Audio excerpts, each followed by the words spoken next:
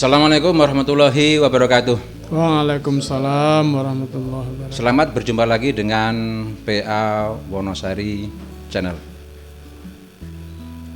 Alhamdulillah luar biasa, pada hari ini kita kedatangan tamu yang tidak disangka-sangka, sangat mengagetkan kita, sangat membanggakan kita. Siapa beliau? Inilah Bapak Ketua Pengadilan Tinggi Agama Yogyakarta. Assalamualaikum warahmatullahi wabarakatuh. Waalaikumsalam warahmatullahi wabarakatuh. Bapak KPTA, selamat datang Pak di PA Wonosari. Sama. Semoga Bapak berkenan dan bahagia di PA Wonosari. Tiba-tiba kami juga ini Pak, mohon menodong Bapak untuk acara seperti ini. Berkenan Pak ya? Ya, silakan. Terima kasih Bapak KPTA. Ngomong-ngomong tentang ini Pak, Bapak kan selaku KPTA itu kan Ketua Pengadilan Tinggi Agama di Yogyakarta. Sudah berapa lama itu Pak menjadi ketua di PTA Yogyakarta? Di PTA Yogyakarta itu saya pertama melaksanakan tugas pada tanggal 10 Februari 2022. Jadi kalau dihitung bulannya ya sudah 10 bulan. 10 bulan Pak. Kurang aja. Sebelumnya itu sudah istilahnya sudah berapa tahun Bapak menjadi hakim dalam hal ini Pak ya? Hakim itu sudah berapa tahun Bapak? Saya jadi hakim itu lebih kurang 30 tahun. 30 tahun dan sekarang nggak ada ini Pak, rencana hakim tinggi sudah berapa tahun Pak hakim tingginya? Hakim tingginya sejak tahun 2006, berarti 2006. Sudah 16 tahun. 16 tahun. Insya Allah Pak, kita doakan bersama, teman-teman di sini juga nanti mendoakan Bapak Insafli ini semoga menjadi Hakim Agung, karena Amin. Itulah yang terakhir. Amin. Sudah 2006 sampai sekarang berarti sudah 16 tahun menjadi Hakim Tinggi, dan insya Allah tidak diragukan lagi untuk menjadi Hakim Agung. Jadi luar biasa prestasi dari Bapak Insafli ini. Kalau boleh ini Pak, kami selaku junior, katakanlah begitu Pak ya, junior, atas bimbingan Bapak kita juga ada di Wonosari ini juga baru Pak, baru 3 bulan. Dan Bapak juga yang melantik, ini tahu betul selama 3 bulan ini kiprah kita di sini. Jadi mohon inilah Pak, mohon trik atau tip untuk menjadi, katakanlah sekarang ini kan hakim banyak yang boleh dikatakan diteror atau diintimidasi atau mungkin dipojokkan lah seperti itu. Malah kalau memang baru-baru ini kita tahu juga ada yang malah terkena tangkap tangan. Jadi bagaimana Pak mempola itu semua agar kita itu selamat menjalani tugas hingga akhir seperti itu Pak. Bagaimana tip dan dari Bapak KPTA? Iya, mengenai keadaan dunia pengadilan di Indonesia sekarang ini lagi mendapat musibah ya. Mendapat ujian dari Allah Subhanahu wa taala berupa tertangkap tangannya atau OTT ya beberapa orang oknum di Mahkamah Agung. Ini mestinya menjadi pembelajaran bagi kita aparatur peradilan yang lain ya. Pelajaran yang sangat berharga supaya kita jangan terjebak kepada lubang yang sama yang dialami oleh saudara-saudara kita itu. Tentu membutuhkan trik-trik ya atau upaya-upaya bagaimana kita menghindar daripada keadaan yang tidak menyenangkan itu. Begitu kira-kira Pak. Jadi yang pertama sekali itu adalah harus ada niat, ada keinginan, kesadaran dari semua aparatur peradilan itu supaya menjadi aparat yang bersih ya, aparat yang bersih dari KKN ya, dari, kalau saya menyebutnya itu dari KGSP, korupsi, gratifikasi, suap dan pungli. Itulah yang diupayakan dengan membangun zona WBK dan WBBM di lingkungan peradilan, termasuk di Pengadilan Agama Wonosari ini. Alhamdulillah sudah mendapat predikat WBK ya, wilayah bebas dari korupsi. Kita berharap semua aparat di Pengadilan Agama Wonosari ini betul-betul terbebas dari KGSP tadi itu, korupsi, gratifikasi, suap dan pungli. Ya, terima kasih Bapak. Tipnya intinya kita harus bisa niat Pak ya. Yang utama itu kan niat untuk berupaya menjadi bersih. Cuma kadang-kadang kita itu tergoda Pak ya, tergoda dengan situasi yang ada, tergoda dengan godaan yang ada, kita lupa dengan niatan yang awal itu. Itu kalau bisa ini Pak, terkait dengan otomatis kan niat itu kan ada dalam hati Pak ya. Ya. Terkait dengan rasa integritas Pak ya, rasa kalau dalam bahasa agama mungkin ketakwaan, integritas atau ketakwaan kita itu bagaimana itu menjaga itu Pak, memupuk itu semua itu agar tidak tergoda itu Pak. Sulit sekali kadang-kadang itu, karena banyak yang kasus seperti itu Pak. Ya, yang pertama sekali adalah bahwa kita perlu memperkuat keimanan kita, ya. Keimanan seluruh aparatur pengadilan itu harus ditingkatkan, ya. Harus selalu dijaga-jaga, harus selalu diingat-ingatkan, ya. Karena memang iman itu kan bisa turun naik. Oleh karena itu perlu saling mengingatkan, saling menjaga agar semua kita di aparatur pengadilan itu percaya bahwa setiap tindakan kejelekan sekecil apapun itu pasti akan mendapatkan akibatnya, ada balasannya. May ya'mal misqala dzarratin khairan yarah wa may ya'mal misqala dzarratin syarran yarah. Kalau kita berbuat baik sekecil apapun pasti ada pembalasannya, pasti ada balasan baiknya. Dan sebaliknya apabila kita berbuat kesalahan sekecil apapun pasti ada akibatnya. Kalau tidak di dunia, di akhirat sama saja. Jadi ada istilah siapa yang menuai, ya, siapa yang menuai dia, siapa yang menanam itu yang menuai, ya. Siapa yang menebar angin dia yang menuai badai, katanya Bung Karno kan gitu. Siapa yang menanamnya, kalau nanamnya baik, yang dituai juga baik, yang ditanamnya buruk, otomatis yang dituai nanti bisa jadi yang buruk juga Pak. Ini Pak, ada lagi yang masalah hakim ini kan luar biasa. Kata orang sih wakil Tuhan. Saya juga agak grogi kalau orang baca wakil Tuhan. Luar biasa kan ya, wakil Tuhan. Bener nggak sih itu? Apa maksudnya itu Pak? Ya sebenarnya Tuhan itu kan tidak punya wakil. Ya. Kalau ada wakilnya berarti ada dua Tuhan kalau gitu aja. Tapi itu hanya sekira istilah saja. Wakil Tuhan itu artinya adalah bahwa kepada di pundak hakim itu terpikul beban yang sangat berat. Yang sangat berat itu artinya adalah di dalam rangka menegakkan keadilan di tengah-tengah manusia. Dan pekerjaan ini harus dipertanggungjawabkannya mulai dari sekarang di hadapan manusia sampai nanti di akhirat di hadapan Allah Subhanahu wa taala. Keadilan itu harus dipertanggungjawabkannya gitu. Jadi oleh karena itu dia disebut juga wakil Tuhan. Wakil Tuhan itu artinya adalah bahwa dialah yang akan menegakkan keadilan yang dikehendaki oleh Tuhan, oleh Allah Subhanahu wa taala. Di dunia ini. Di dunia ini. Oke Pak, ini ada lagi yang istilahnya kita itu kan bisa membaca atau pengalaman sendiri Pak. Sebagai hakim itu kan nggak bisa lepas dari adanya tugas Pak ya, tugas di berbagai tempat. Itu juga merupakan godaan sendiri Pak. Jauh istri, hidup sendiri, ya Pak ya. Jauh istri, hidup sendiri, masak sendiri, nyuci sendiri, semuanya sendiri Pak. Seperti yang kita alami seperti itu. Nah, kadang-kadang ada berbagai godaan yang muncul. Kalau enggak ini karena pernah kita juga dengar istilahnya ada K3 atau 3K itu Pak. Jadi mohon pengalaman-pengalaman yang ada sering kita baca juga ada yang sampai terjerumus ke dalam seperti itu. Nauzubillah min dzalik. Ya. Itu apa sih Pak? 3K atau bisa diungkap? Ya, untuk jadi pelajaran ya, untuk menjadi perhatian bagi seluruh hakim dan seluruh aparat peradilan itu, hati-hati dengan 3K. Ini yang diingatkan oleh Bapak yang mulia Bapak Ketua Kamar Agama Mahkamah Agung Republik Indonesia beberapa hari yang lalu. Diingatkannya harus hati-hati terhadap 3K ya. K yang pertama itu adalah kasar. Jangan menjadi hakim yang kasar. Kasar kepada masyarakat, kasar kepada keluarganya, kasar kepada temannya gitu. Jadi hakim itu harus berakhlak yang mulia. Karena hakim itu di dalam bahasa Arab itu bisa diartikan sebagai filsuf ya, orang yang bijaksana, orang yang penuh kebijakan gitu.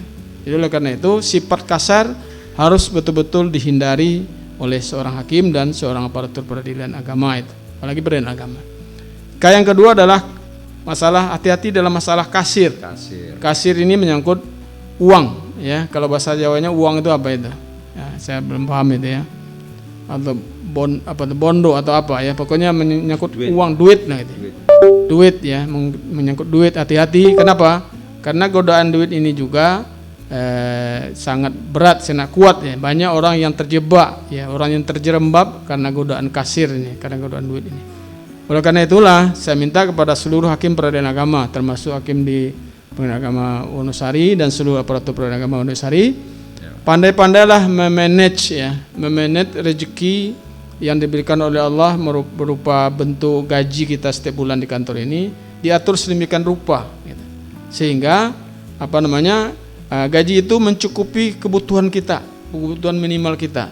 Dan oleh karena itu saya minta juga bahwa dari dalam mengatur gaji ini jangan dihabiskan gaji itu semuanya. Begitu datang bulan baru kita terima gaji habis ya. Sehingga nanti waktu-waktu sisa hari bulan berikutnya itu sudah kesusahan. Bisa besar pasak. Atau malah sebaliknya, besar pasak dari tiang. Gajinya cuma 10 juta tetapi kebutuhannya 11 juta. Itu menyebabkan yang bersangkutan akan menjadi berpikir macam-macam untuk menggenapi, untuk mencukupi kekurangan itu. Bagaimana caranya? Nah, datanglah godaan-godaan seperti itu. Tapi kalau dia cukup dengan rezeki yang halal itu, insya Allah godaan itu tidak akan datang. Kalau toh datang godaan itu, dia bisa menangkalnya. Kenapa? Karena tidak terdesak oleh kebutuhannya. Tapi kadang-kadang karena kekurangan uang, orang jadi berpikir negatif ya. Orang berpikir macam-macam, mencari pintu-pintu lain yang tidak halal, akhirnya terjerembab oleh kasir tadi. Nah, itu yang kedua. Yang ketiga adalah kasur. Nah, ini menyangkut ini urusan di bawah pusat ini. Begitu Pak ya, kasur. Ya. Maksudnya kasur itu maksudnya tempat tidur gitu lah. Kalau bagi seorang suami, kasurnya itu kan istrinya. Kalau bagi seorang istri, kasurnya itu adalah suaminya. Hati-hati ya, baik hakim laki-laki maupun hakim perempuan, itu hati-hati di dalam masalah kasur ini ya. Karena itu pandai-pandailah mengaturnya. Bagaimana mengaturnya ya? Kalau seandainya bisa berdekatan, sebaiknya berdekatan ya, berdekatan dengan suami istri ya. Kalau memang terpaksa tidak berdekatan, bagaimana mengaturnya supaya bisa secara rutin mengunjungi pasangan masing-masing gitu. Nah, tapi intinya adalah supaya semuanya itu diatur ya, ditata sedemikian rupa sehingga insya Allah rumah tangganya sakinah, mawaddah dan rahmah. Amin. Dan saling melindungi, saling menjaga, saling mendoakan suami istri sehingga tidak tergoda oleh kasur orang lain. Nah, tidak tergoda oleh kasur tetangga atau kasur orang lain yang merupakan musibah ya, bisa membawa musibah, bisa membawa kekacauan bagi seorang hakim. Sudah banyak hakim pengadilan agama yang dipecat gara-gara kasur ini. Gara-gara tergelincir sama kasur orang lain gitu. Tergoda oleh kasur orang lain yang tidak halal, yang tidak boleh. Di tahun ini enggak Pak itu, Pak? Ya, ada di tahun ini ada ya. Tahun sebelum-sebelumnya juga ada ya. Banyak ada yang diberhentikan dengan tidak hormat, ada yang diberhentikan dengan hak pensiun dan macam-macam gitu. Gara-gara itulah yang ketiga tadi itu, gara-gara kasur. Jadi hati-hati masalah kasir dan kasur. Insya Allah akan terjaga. Ada etika Pak ya. Kasar itu etika, bagaimana cara mengadili orang itu ramah tamahnya seperti apa, kemudian bagaimana mengelola keuangan dan bagaimana mengelola keluarga. Cuma saya ini Pak, kadang-kadang kan godaan seperti itu selama Bapak menjabat selaku KPTA, apakah kebijakan Pak ya, dalam ini kebijakan dari pusat atau dari Bapak sendiri? Karena kan resikonya kan karena tempat itu kan Pak ya, karena jauhnya jarak dengan keluarga. Apakah sudah ada upaya kebijakan untuk mendekatkan para pegawai yang mungkin suami istri, yang mungkin berjauhan untuk mengurangi dampak yang seperti itu Pak? Apakah kebijakan sekarang itu mengarah ke situ Pak?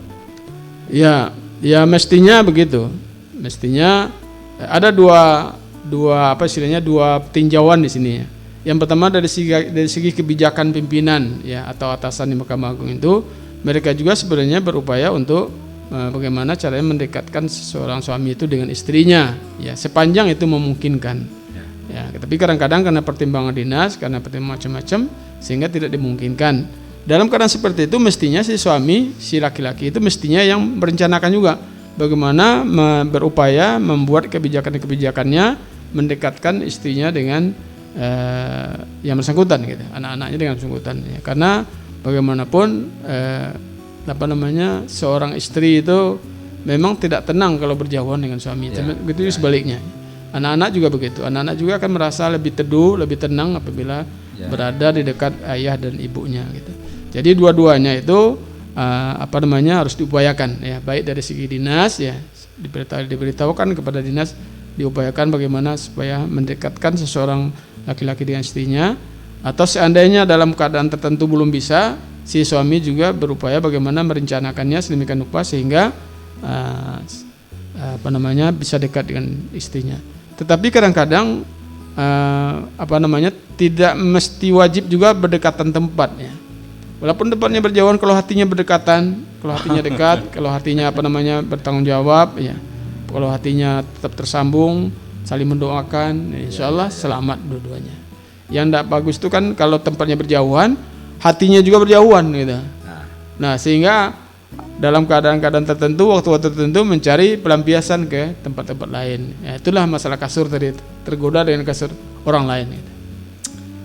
Intinya memang ini Pak ya, memang dari diri sendiri, bagaimana mengelola, memanage itu semua. Tapi dari diri sendiri itu pun kalau didukung oleh kebijakan yang tepat, otomatis juga akan menghandle itu semua, bisa meredam hal-hal yang mungkin akan berakibat buruk. Jadi kalau otomatis memang seperti yang Bapak KPTA bilang, memang adalah dari diri sendiri, menjaga bagaimana menjaga keimanan kita, menjaga semuanya itu, apalagi didukung oleh kebijakan yang ada. Sangat luar biasa kerjasama antara diri sendiri dan kebijakan ini, sinkronisasi dari itu semua. Ya, setahu saya sejak tahun 2000 masih Pak KMA-nya masih Pak Hatta Ali, Profesor Hatta Ali, dia sudah punya kebijakan untuk mendekatkan seorang suami dengan istrinya gitu, kebijakan sepanjang memungkinkan. Ya, tetapi kadang-kadang kan pertimbangan kebijakan, kadang-kadang misalnya di tempat yang dekat, kalau seorang pimpinan PA di situ sudah terisi atau lagi penuh gitu kan, bisa didekatkan misalnya gitu. Atau tidak sesuai dengan kelas jabatannya ya. Di tempat yang dekat itu kelasnya barangkali beda, tapi paling tidak didekat-dekatkan gitu. Ada kebijakan polisi dari Mahkamah Agung itu untuk mendekatkan seorang suami dengan istrinya. Namun demikian, seperti saya katakan tadi, yang sangat paling penting sekali itu adalah dekat di hati. Ya, dekat di hati itu artinya apa? Saling menjaga perasaan, saling menjaga kehormatan ya. Karena kedua-duanya harus seperti itu. Tidak bisa cuma satu orang saja. Suaminya menjaga kehormatan, istrinya tidak, atau sebaliknya, itu juga tidak akan berhasil. Dua-duanya harus mempunyai kesadaran bahwa berupaya supaya tidak tergelincir di kasur, tergelincir gara-gara kasur orang lain gitu.